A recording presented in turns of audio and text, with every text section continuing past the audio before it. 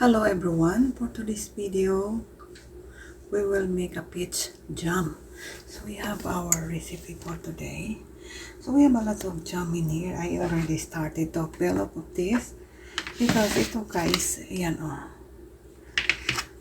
kailangan mo kasi alisin yung seeds dito sa loob. So parang ganito lang yung process niya. Continue that grind. This is already remove the skin, so clear na yan. And this is the skin of 2 lemons that I have here. So, binalatan ko yung lemon natin at isasama natin siya sa grinder dito.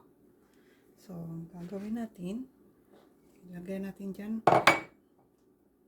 para pang patiknis ng ating jam. So, let's proceed. So, walang masasayang nito mga lalabs. Kasi, kahit dito sa ito na to, diretso na to, i-grind lang natin siya. Kasama yan sa ating jam. Ayan. Okay, so we will continue mga loves.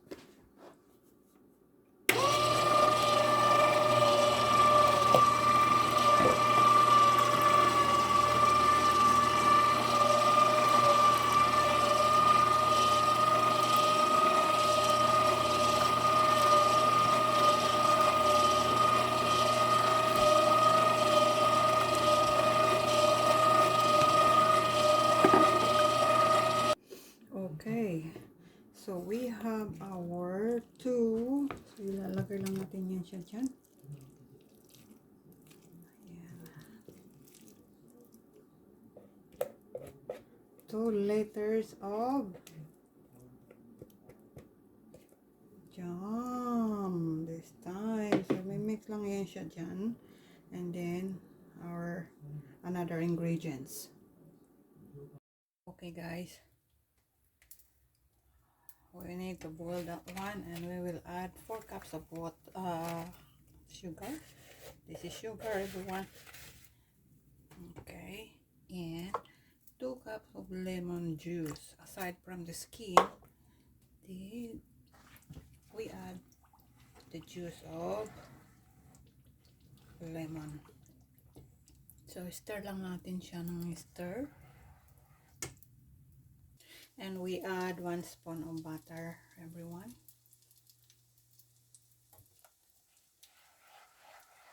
Stir lang natin siya kasi yung sugar underneath, we need to be going to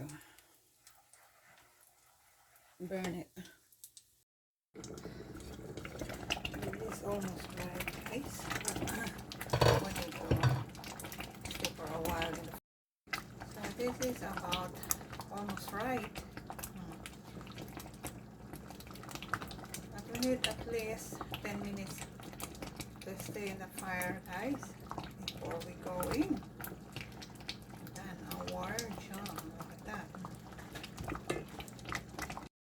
Alright guys, this is about right.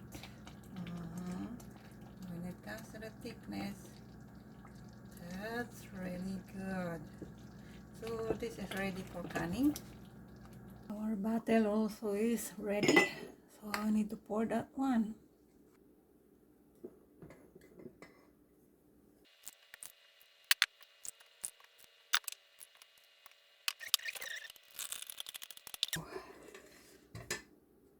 Alright, so yan yung nagawa nating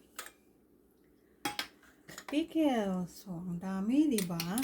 Ayan. So, kakaning natin yan.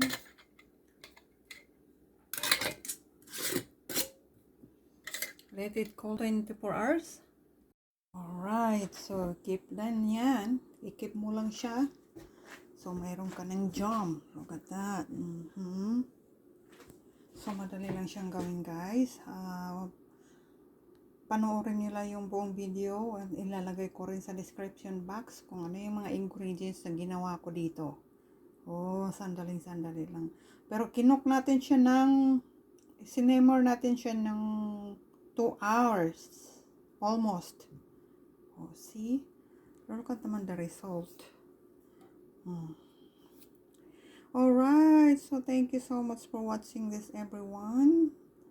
At may natutunan naman kayo, don't forget to follow my page and share to somebody also so they will know how to cook this peach jam.